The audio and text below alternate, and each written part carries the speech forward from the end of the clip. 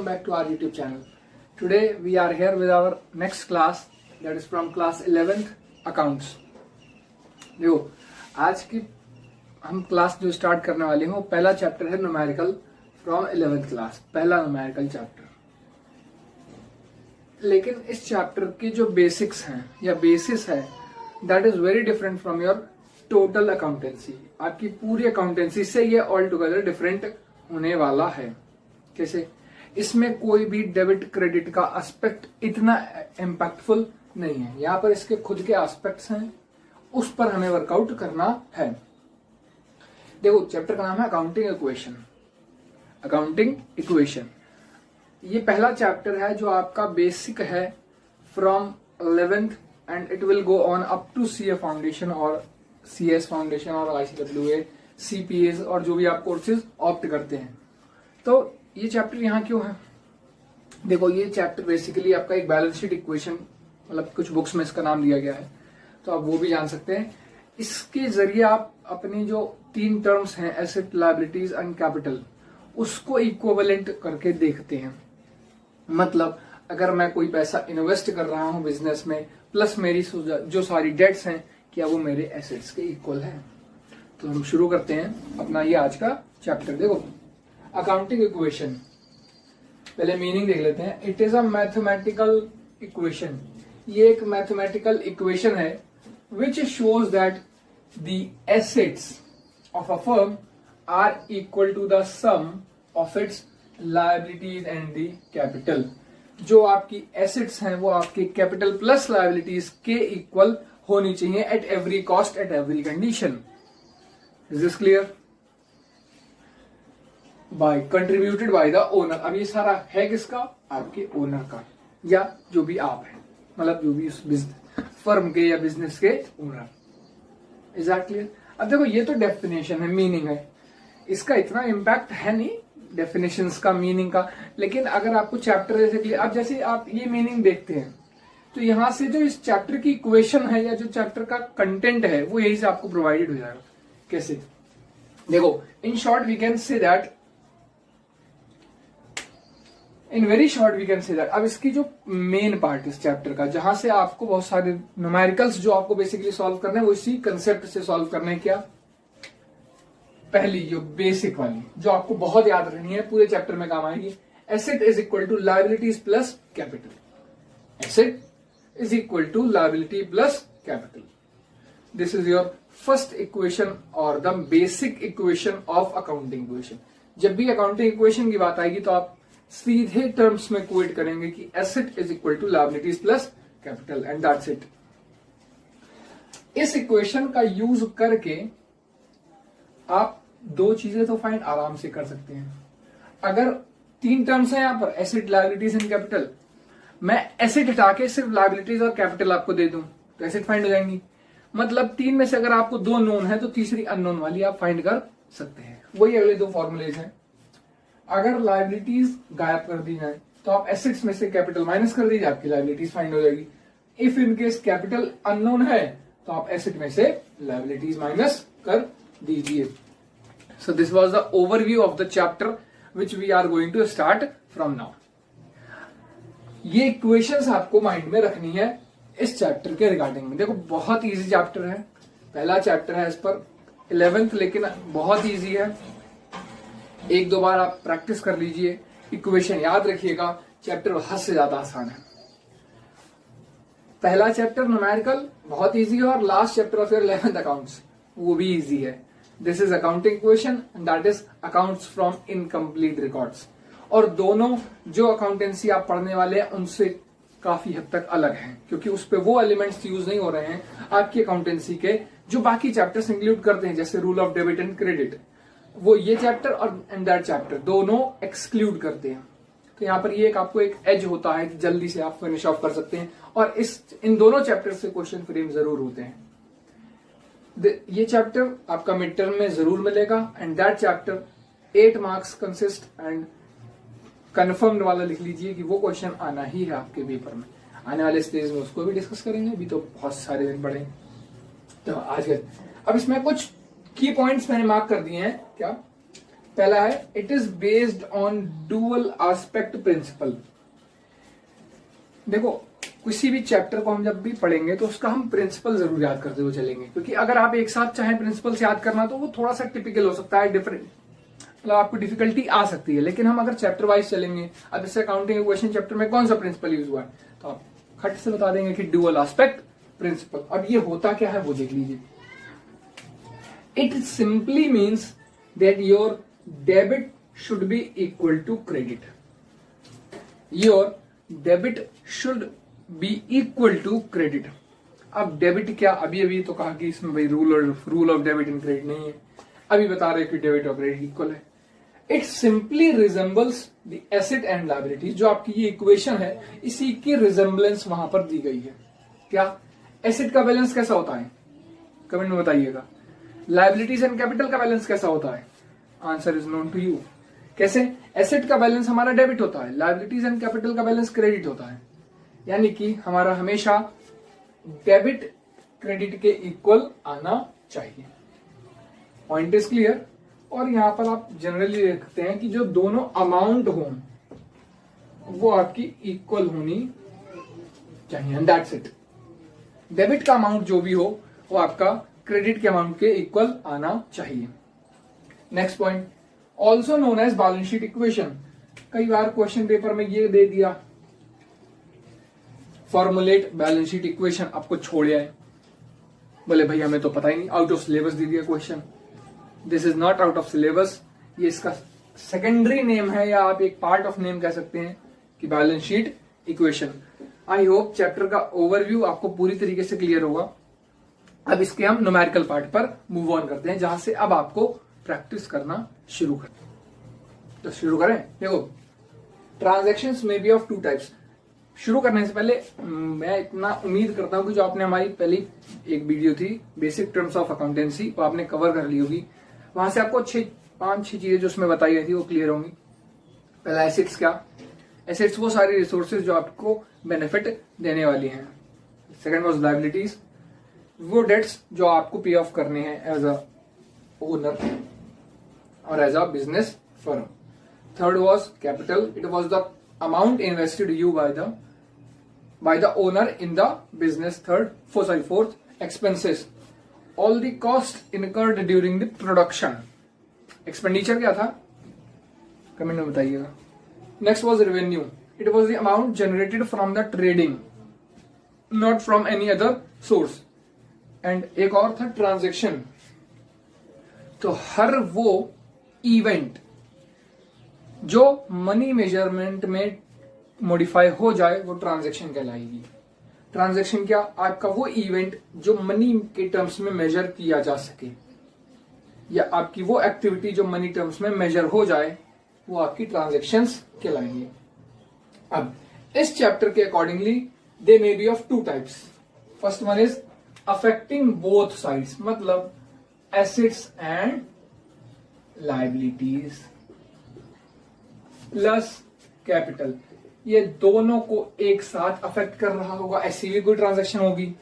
या simply affecting two accounts of same side, सिर्फ assets के दो अकाउंट को डिस्टर्ब कर रहा होगा, या इन दोनों पार्ट्स में से किसी दोनों को अफेक्ट करेगा। सिंपल है, बहुत दो ट्रांजैक्शंस होंगी, या तो एसेट और लायबिलिटीज को अफेक्ट कर रही होगी ऐसी कोई ट्रांजैक्शन होगी, या आपकी एक ही साइड में, मतलब या सिर्फ एसेट साइड को ले लीजिए, either you go with liabilities and capital side, उसी दोनों को अफेक्ट कर रही होगी।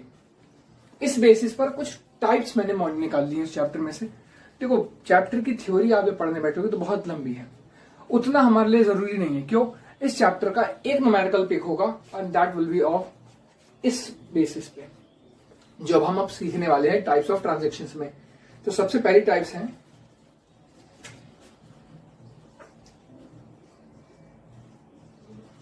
Increase in asset, increase in asset and also decrease in asset. ये किस कंडीशन पर बेस्ड है, आपकी सेकेंड वन। क्या, increase in asset and decrease. देखो यहां पर एसेट साइड आपकी सेम है, बस अकाउंट्स दो इसमें इन्फ्लुएंस हो रहे होंगे। फॉर एग्जाम्पल, अब देखो एग्जाम्पल गिवन,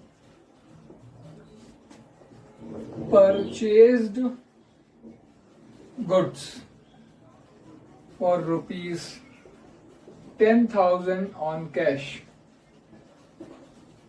ठीक, आपने गुड्स परचेज किए हैं 10,000 रुपए के ऑन कैश।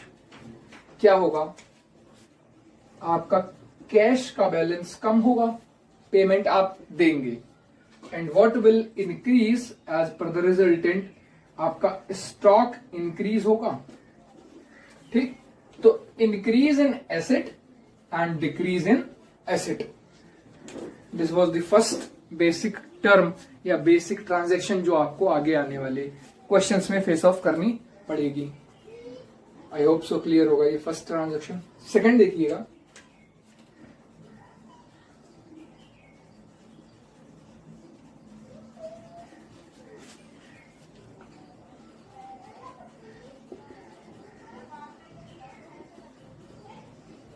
सॉरी कैपिटल नहीं, लायबिलिटी सिंपली। देखो, increase in asset and increase in liability, अब ये कौन से केस पर रिजेम्बलेंस रखती है? First, both sides, asset side and liability side. Asset side को भी अफेक्ट करेगा और लायबिलिटी साइड को। इसी एग्जांपल को थोड़ा सा मॉडिफाई कर लेते हैं। कैसे? Purchased goods for ₹10,000 on credit. बस देखने के लिए तो सिर्फ एक वर्ड चेंज हुआ है, कैश एंड क्रेडिट। वहां भी सी से कैश, यहां से भी सी से क्रेडिट, लेकिन मीनिंग बहुत हद तक चेंज हो गया है और साइड भी अफेक्ट हो गई है। कैसे? देखो, कैश में जब आप ट्रांजैक्ट कर रहे थे तो वो आपका एक एसेट था एंड आपने पेमेंट तुरंत दिया था। अब आप परचेज कर रहे हैं ऑन क्रेडिट, यानी कि आप अपनी लायबिलिटी, अपने डेट्स को इंक्रीज कर रहे हैं। कैसे? स्टॉक तो नो डाउट आपका इंक्रीज हो गया, परचेज किया गुड्स, आपका स्टॉक तो बढ़ गया, बट इसका रिजल्टेंट क्या हुआ? आप पर कुछ क्रेडिटर्स भी बढ़ गए। So increase in asset and increase in liability. Point is clear? क्या? दो पॉइंट यहां पर, increase in asset and also decrease in asset. एक ही साथ एसेट पर इंक्रीज भी हुआ और एसेट डिक्रीज भी हुई। तो वहां क्या था? आपने गुड्स परचेज किए थे कैश पर। Second transaction was increase in asset and increase in liability. एक बार में एसेट इंक्रीज हो रही थी और लायबिलिटी भी साथ में इंक्रीज कर गई। उसकी क्या थी? गुड्स आपने क्रेडिट पर परचेज कर लिए। आई होप ये दो ट्रांजैक्शंस आपको क्लियर होंगी।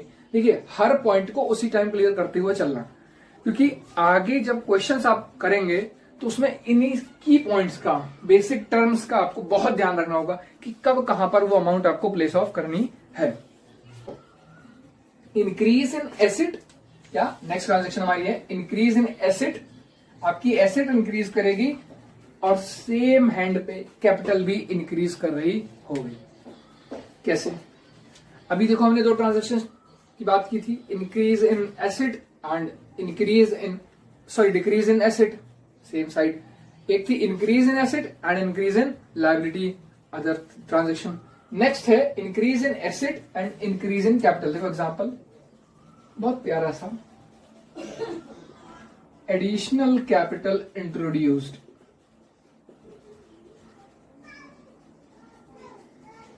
और ₹1 लाख। आपने एक शुरुआत में कैपिटल इन्वेस्ट की थी, अब एक आपने एडिशनल कैपिटल और इंट्रोड्यूस कर दी बिजनेस में। ठीक, पहली क्या थी? आपने कैपिटल में पहले ही इन्वेस्ट किया था जब आपने शुरू किया था, अब कुछ फंड की शॉर्टेज की वजह से आपको एडिशनल कैपिटल लाना पड़ा। क्लियर? तो इससे क्या क्या, एक आपका कैश बैलेंस या बैंक बैलेंस जो भी आपका इंक्रीज करेगा, एसेट इंक्रीज होगी, इसका रिजल्टेंट क्या होगा? आपकी कैपिटल भी इंक्रीज करेगी। कैपिटल, और ये है किस एस्पेक्ट का? Both sides, asset and capital. Point is clear? Next, इसी का एक और पार्ट है। क्या? अगर भाई इंक्रीज हो रही है तो decrease in asset and decrease in capital, एक ही साथ दोनों में डिक्रीज भी हो सकता है। अब ये कैसे, ये क्या बवाल आ गया भाई? इसका एग्जांपल है goods withdrawn for personal use.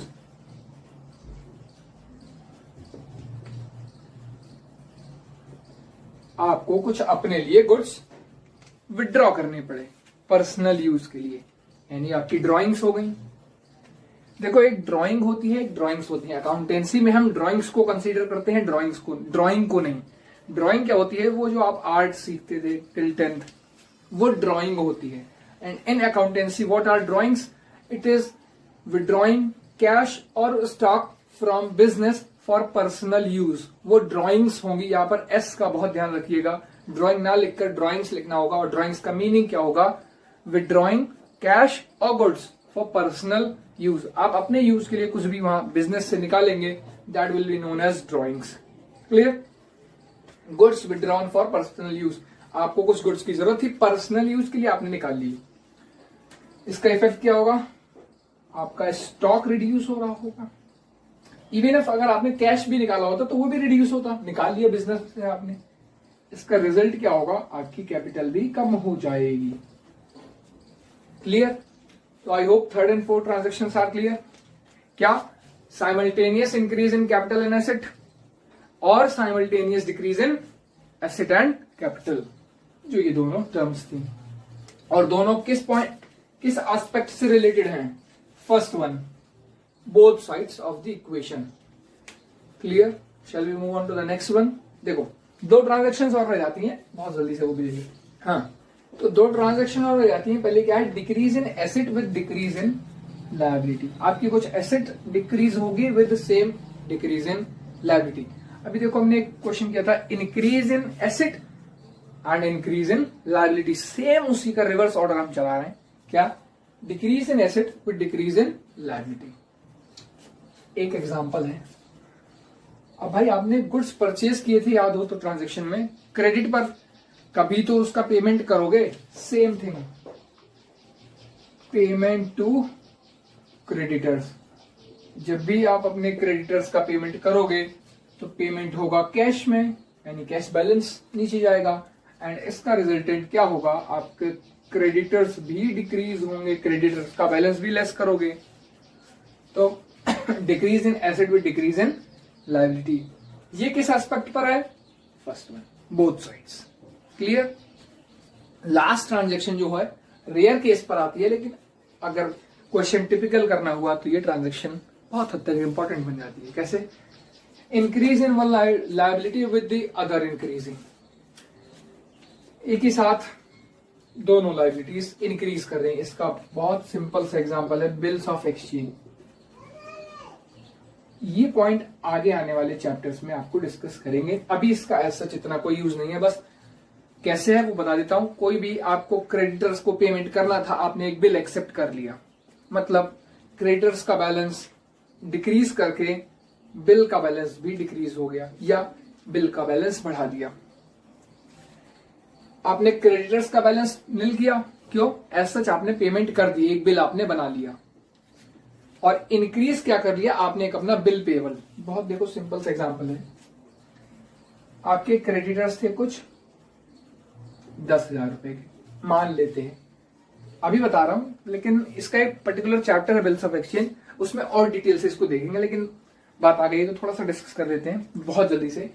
कोई क्रेडिटर थे 10,000 रुपए के, वो पैसे लेने आपके पास आते हैं।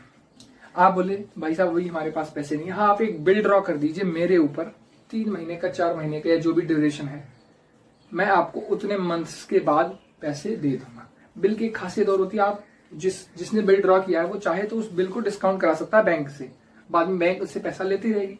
तो वो बोले, सामने वाले क्रेडिटर बोले भाई ठीक है जाओ एक बिल बना देते। तो यहाँ पर एक क्या बना दिया उन्होंने? Bill payable. आपके लिए पेबल है, पे करेंगे, ठीक।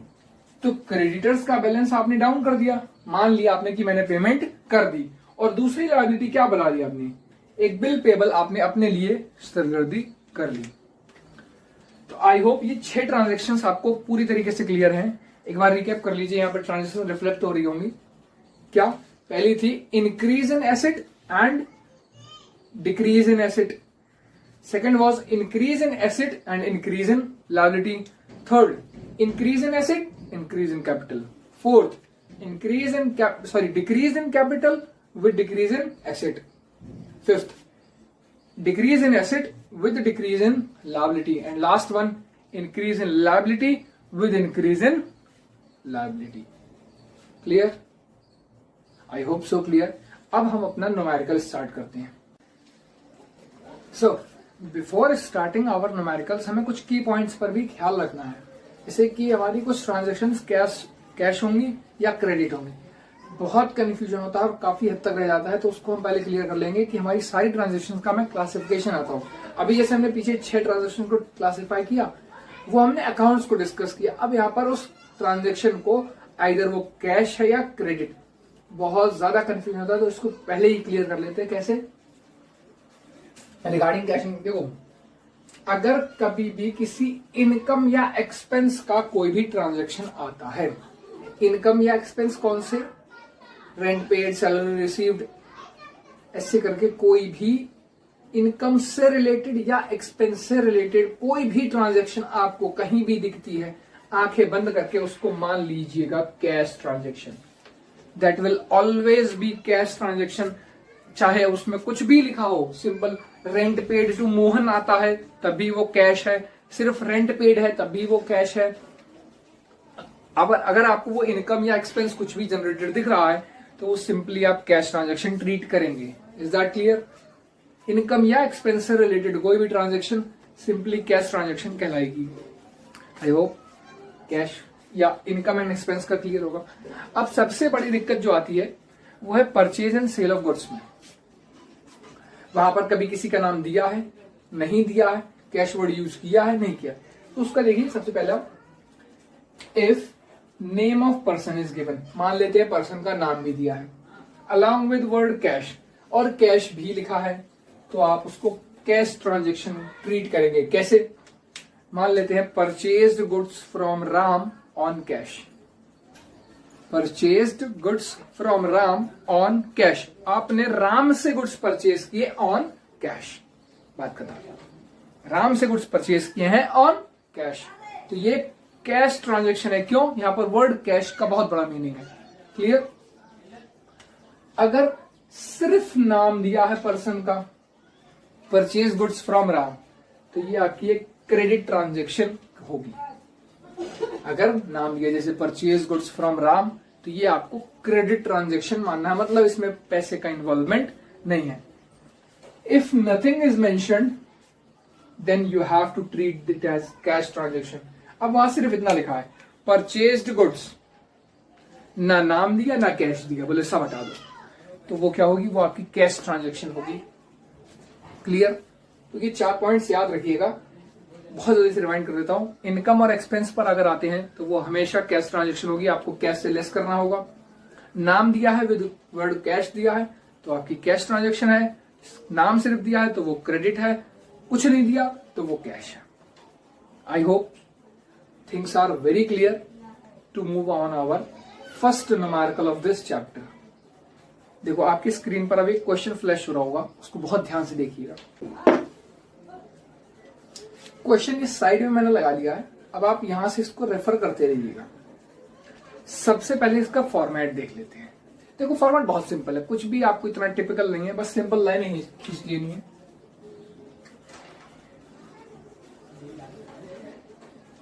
तीन हेड बनने थे हमारे, 3 हेड बना लीजिए. बेसिकली इसमें आप 2 हेड बनाइएगा.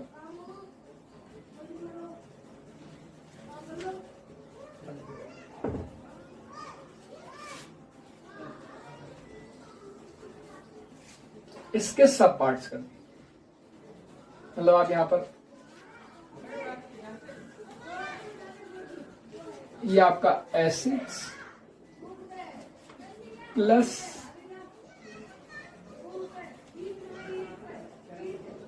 Liabilities, sorry assets is equal to liabilities plus capital. ये तो बेसिक फॉर्मेट हो गया. आपको इतना तो हर क्वेश्चन पर करना है, लेकिन अब उस क्वेश्चन को थरली रीड करिए कि इसमें कितने कॉलम्स और बनने हैं। क्यों? एसेट्स के कुछ आने होंगे, कुछ लायबिलिटीज के होंगे, कुछ कैपिटल के अंदर आ रहे होंगे। तो देखिए कैपिटल के अंदर तो मेनली आता नहीं है, लायबिलिटीज और एसेट्स का बहुत आपको ध्यान रखना। तो इस क्वेश्चन को देखिए, फिर से आप स्क्रीन पर लाते हैं। पहली ट्रांजेक्शन है Kapil commenced business with cash of ₹1,50,000। Kapil ने बिजनेस कमेंस किया है कैश में, वो भी 1,50,000 का, यानी कि ये एक कैश ट्रांजेक्शन है। तो कैश का बनेगा। गुड्स परचेस्ड यानी स्टॉक का 2 columns, furniture 3 columns, on credit यानी कि एक क्रेडिटर्स का है, commission received cash and capital involvement है, विड्रॉन एंड। तो यहां पर आपके बेसिकली 4 कॉलम्स एड ऑन होने हैं, 3 एसेट्स में, 1 क्रेडिटर्स में। क्या? Furniture plus stock plus cash. आप बोले इतनी जगह क्यों छोड़ दी? भैया आपको ट्रांजैक्शन भी तो मेंशन करनी पड़ेगी। इसको और यहां से साइड कर लेते हैं, हमारी एसेट्स यहीं पर है, ठीक। आप उसको ड्रॉ कर दीजिए।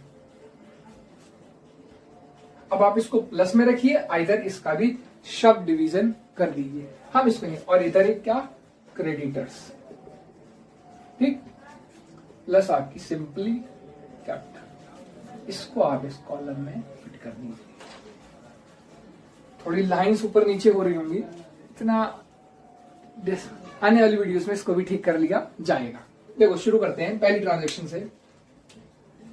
पहली ट्रांजैक्शन थी Kapil commenced business with cash ₹1,50,000। Kapil ने बिजनेस स्टार्ट किया 1,50,000 से, यानी कैश 1,50,000 से, प्लस स्टॉक कुछ भी नहीं, 0 लिखो, आइदर 0 ही मेंशन कर देते हैं। फर्नीचर नथिंग, क्रेडिटर्स भी हैव नथिंग, प्लस 1,50,000। अकाउंटेंसी जब भी आप करें तो कॉमास का बहुत बेहतर ध्यान रखिएगा कि हर कॉमा आपको सही जगह प्लेस करना है। पहली ट्रांजेक्शन। अब आप इसको या तो यहीं पे क्लासिक वो कर लीजिए, इसका बैलेंस कर देते हैं। हर ट्रांजेक्शन के बाद इसकी बैलेंसिंग होना जरूरी है, इसीलिए इसका एक नाम भी दिया गया था बैलेंस शीट इक्वेशन। आपको इसकी बैलेंसिंग करते हुए ही चलना है। यहां बड़ा बड़ा लिख लेते हैं, न्यू इक्वेशन। हमारी नई इक्वेशन क्या है? Having 1,50,000 in cash, nothing with stock, nothing with this, no creditors, 1,50,000। अब देखो एसेट्स का 1,50,000 एंड लायबिलिटीज प्लस कैपिटल का 1,50,000, बोथ आर इक्वल। तो जो आपका डुअल एस्पेक्ट कंसेप्ट भी था वो भी फुलफिल हो चुका है। नेक्स्ट ट्रांजेक्शन क्या थी? Goods purchased on credit. Goods purchased on credit ₹40,000, sorry ₹60,000। मैंने लैपटॉप पे क्वेश्चन ऑन कर रखा है, आपकी स्क्रीन पर इधर फ्लैश हो रहा होगा, उस पे से आप देख के रहिएगा साथ में कि क्या चल रहा है। अब देखो गुड्स परचेज किया है क्रेडिट पर 60,000 रुपीज का, तो आपका एक तो स्टॉक में इंक्रीमेंट होगा बाय 60,000 प्लस क्या कोई कैश से अफेक्टेड है? ऑन क्रेडिट वर्ड दिया गया है, यानी वो आपका लास्ट वाला केस था, जब सॉरी सेकंड वाला केस जहां पर क्रेडिट वर्ड दिया है, तो कैश में भैया नो इफेक्ट। क्या फर्नीचर में? नहीं। हाँ, क्रेडिटर्स में आपका इंक्रीमेंट हो जाएगा बाय 60,000 अगेन प्लस 1,50,000। सॉरी, यहां भी कोई इफेक्ट आ रहा है?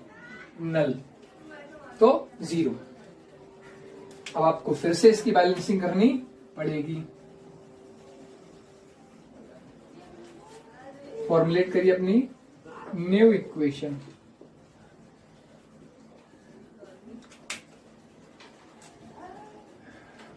$1,50,000 प्लस 60,000 प्लस 0 है 60,000 प्लस 1,50,000। देखो summing up 2,10,000, summing up 2,10,000। Clear? तो यानी कि हमारे अभी तक की इक्वेशन बिल्कुल ठीक चल रही है। थर्ड ट्रांजेक्शन है purchased furniture from messrs strange furnitures on credit. Furniture purchase on credit from this. अब देखो नाम दिया गया है लेकिन वर्ड यूज किया गया है ऑन क्रेडिट। नाम दिया है मेसर्स स्ट्रेंज लेकिन ऑन क्रेडिट भी साथ में अप्लाइड है। दैट मीन्स कि आपकी एक क्रेडिट ट्रांजेक्शन है। आइए देखते हैं, बहुत शॉर्ट में लिख देता हूं। Furniture purchased from messrs strange on credit rupees 20,000। इसका ट्रीटमेंट देखो, फर्नीचर यानी कि आपका सेपरेट कॉलम फर्नीचर। कोई स्टॉक बढ़ा है, फर्नीचर आपका स्टॉक नहीं है, that means no effect. On credit, on credit cash payment भी नहीं दिया आपने। हाँ, क्रेडिटर्स जरूर आपने बढ़ा लिए 20,000 के, कोई कैपिटल नहीं, सो बैलेंस कर दीजिए।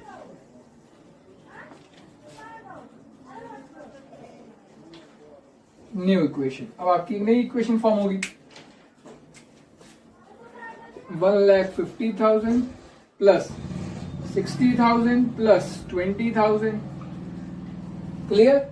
यहां से 6 to 8 यानी 80,000 प्लस 1,50,000 टोटल करिए 2,30,000 2,30,000। क्लियर? हर ट्रांजैक्शन के बाद अपना टोटल प्लीज चेक करते रहिएगा कि क्या वो इक्वल आ रहा है। अगर नहीं तो आपकी कुछ ना कुछ क्लरिकल एरर हुई है और उसको वहीं पर क्लियर करिएगा, वरना जिस ट्रांजैक्शन से आपका क्वेश्चन गलत हुआ उसके नीचे सारा कुछ गलत हो जाएगा, तो आप क्वेश्चन तो भूल ही जाओगे वो सही होने वाला है। क्लियर? तो हर ट्रांजैक्शन के बाद आप उसका टोटल चेक करते रहिए, तो आपको तुरंत गलती आपकी मिल जाएगी कि अच्छा मेरा यहीं पे एरर है तो मुझे यहीं से चेकआउट करना है। अगली ट्रांजैक्शन क्या कहती है? Received commission. Fourth,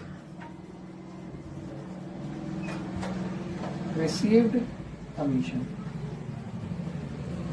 rupees 4,000। 4,000 रुपए आपको कमीशन के तौर पर मिले हैं।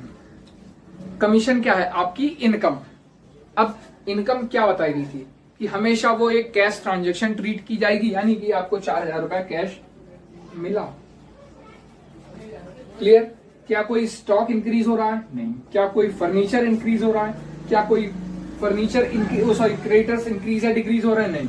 हाँ, आपकी कैपिटल पर पैसा, ये आपका एक तरीके से गेन है। 4,000 रुपया इनकम हुई, वो डायरेक्ट इंपैक्ट करेगा आपकी कैपिटल पर। Clear? With this transaction commission का बैलेंसिंग कर दीजिए। न्यू इक्वेशन, ये हो जाता है 1,54,000 60,000 प्लस 20,000। यहां कोई फर्क नहीं पड़ा, यहां बिल्कुल पड़ा 1,54,000। 4 इक्वेशंस आर क्लियर क्या? अब टैली भी कर लीजिए। 6 to 80 2,34,000 एंड 853 यानी 2,34,000। आई होप यहां तक का अभी तक क्वेश्चन क्लियर है। नेक्स्ट ट्रांजेक्शन देखिए, Kapil विड्रीव 7,000 for personal use. Kapil विड्रीव 7,000 for personal use.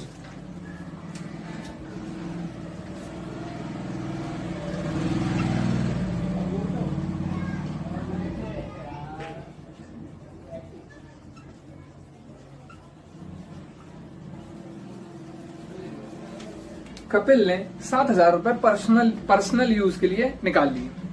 अब ये ड्राइंग्स हैं, कौन सी ड्राइंग्स है? कैश की या गुड्स की? गुड्स नहीं मेंशन है, यानी कि ये कैश की ड्राइंग्स हैं। तो आप 7,000 कैश में से लेस कर लीजिए। क्या कोई इधर इंक्रीमेंट डिक्रीमेंट हुआ है? नहीं। Furniture no, creditors no. आपकी कैपिटल जरूर कम हो गई और हम नेगेटिव साइन इस ब्रैकेट के जरिए यहाँ पे शो करेंगे। आपका ब्रैकेट मीन करेगा कि this is a negative balance. पूरी अकाउंटेंसी में आप इसी को ट्रीट करेंगे। क्लियर? अब आपकी ये फाइनल इक्वेशन हो जाती है, यहीं पर बैलेंस कर देंगे हम इसको।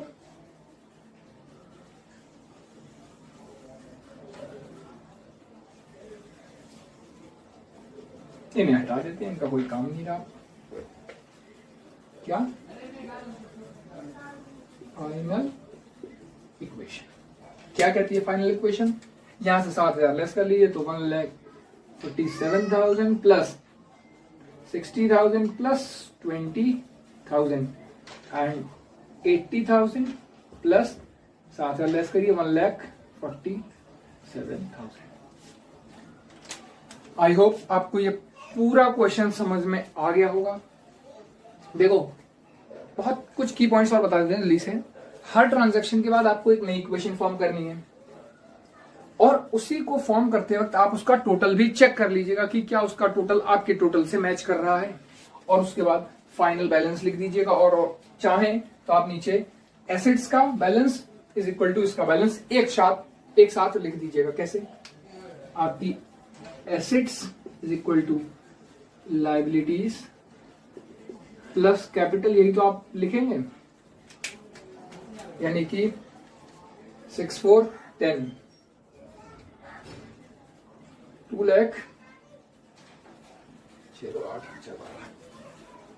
2,27,000 एसेट का बैलेंस एंड 2,27,000 इधर का 8 4 12।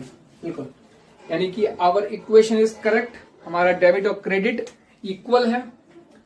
आई होप शायद ये फ्रेम में नहीं आया होगा, लेकिन यहाँ पर भी लिखा हुआ है assets is equal to liabilities plus capital and 2,27,000 से इसकी इक्विवेलेंस की गई है। इस वीडियो को हम यहीं कवर अप करते हैं, साइन ऑफ करते हैं। लेकिन अभी ये चैप्टर फिनिश नहीं हुआ है, इसमें कुछ और एडवांस लेवल की ट्रांजेक्शन्स हैं, उसको करने से पहले हमें पहले बेसिक्स सीख लेते हैं। इसीलिए आज का टास्क आपका ये होगा कि आपको जहां तक बता दिया, अब आपका होमवर्क ये है इलस्ट्रेशन 5 तक के क्वेश्चंस विद प्रैक्टिकल क्वेश्चंस। आप किसी भी बुक से करें, DK गोयल से करते हैं या कोई सी भी आपकी प्रेफरेड बुक है, आप उससे करिए। अगर कोई डाउट है तो कमेंट करिएगा इसी वीडियो में, हम उसका भी सोल्यूशन प्रोवाइड करेंगे। मिलते हैं नेक्स्ट वीडियो में इसके अगले पार्ट के साथ, जहां पर कुछ एडवांस लेवल की ट्रांजेक्शन्स को पिक किया जाएगा। तो I hope you enjoyed this session. तो थैंक यू फॉर वॉचिंग। हाँ, एक बात और, अगर आप नए हैं तो सब्सक्राइब कर देना और बेल आइकन को जरूर प्रेस कर दीजिएगा।